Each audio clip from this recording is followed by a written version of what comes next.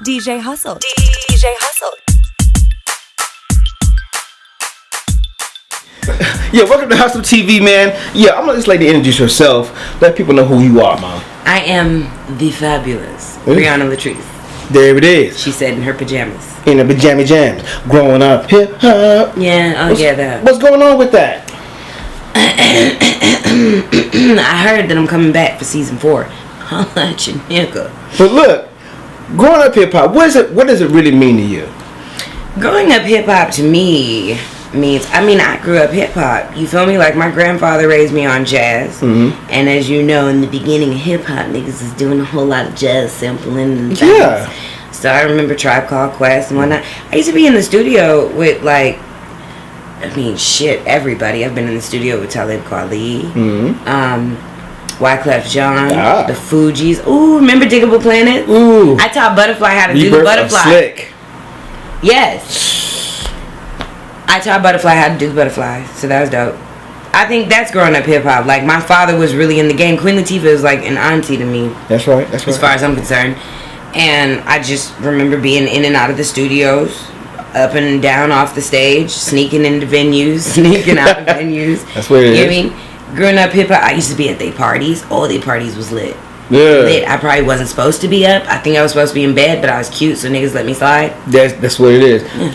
I mean, you East Coast, West Coast, you bi-coastal. Mm-hmm. So how did that shape you with your hip hop knowledge? Oh man. So, because my father's from Brooklyn and he's a real hip-hop head, I had a special affinity for East Coast rap, like Nas. Right. Come on, it's my nigga all day. And in real life, I love him. It's my homie. I really did love East Coast music, but also because, like I said, my grandfather had me on jazz. Okay. So I could feel it a little bit more because of it was just the style. And it had a little, it had a cool little bounce to it. You know what I'm saying? Like, some style, and it was fresh and whatnot. West Coast rap I did not get into until I became a rebellious teenager. Ah, okay. You know what I'm saying? And it started with Tupac, who was actually East Coast. East Coast? Incidentally. But I really didn't even fully understand how dope West Coast rap was until I got into the Funkadelics. And that was way later in life. Okay. That's when I started to really understand the sound and where that was coming from, because I wasn't really into that. My mother ran from everything gangster. Yeah. Our house kept getting shot up so much. She was like, "We're going to Arizona." It's hip-hop is no Arizona, but that's a whole different story. Let's let that one ride. Now, you're on a show with a whole list of different characters. Mm-hmm. And okay.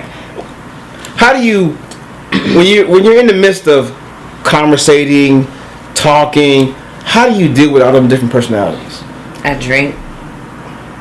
So what's your favorite drink then? Gin. Oh damn, I'm a real one. You a real one? Oh yeah. So when you're drinking that gin that really want to make you sin, how do you compromise from whooping some ass? That's how I keep from whooping some ass. That's why I be so drunk, because I get irritated. Okay. I do. I don't like fake people. I don't like fake situations. I like good, positive energy, positive vibes. And it's funny because, of course, for TV purposes, it looks like I'm being a bitch all the time. And in reality, that's my face, nigga.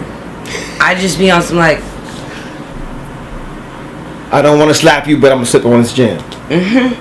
And then, of course, my mouth has always been reckless since I was a child. Every single teacher I've ever had will tell you that my mouth has been reckless forever.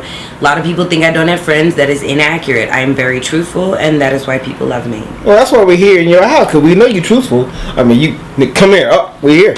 So that's what it is. Now, when it comes to you guys going on outing, the last season was kind of weird. That was my season.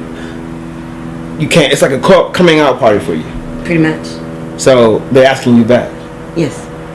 So you gonna be more in it, more involved in it? Yeah, I think this time I'm making it a point to make sure that you actually get a chance to see who I actually am. Right. Because a lot of this season was about that stupid ass pseudo beef with Angela, and in reality, I don't really have a beef. I didn't have beef with her until she started trying to play with my money. Oh. And then it was like, oh yeah, bitch, you got me fucked up. Let me show you what a real nigga I am.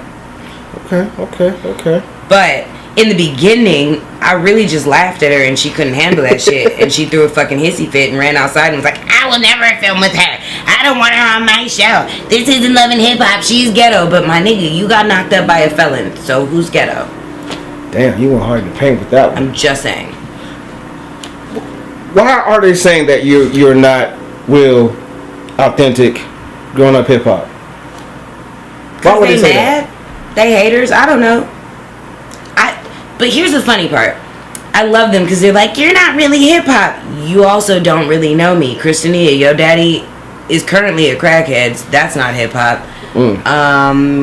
Even when he was in the game, he was an R&B singer. So knock it off. Have several seats, bitch, and don't ever speak on my name again unless you want these hands.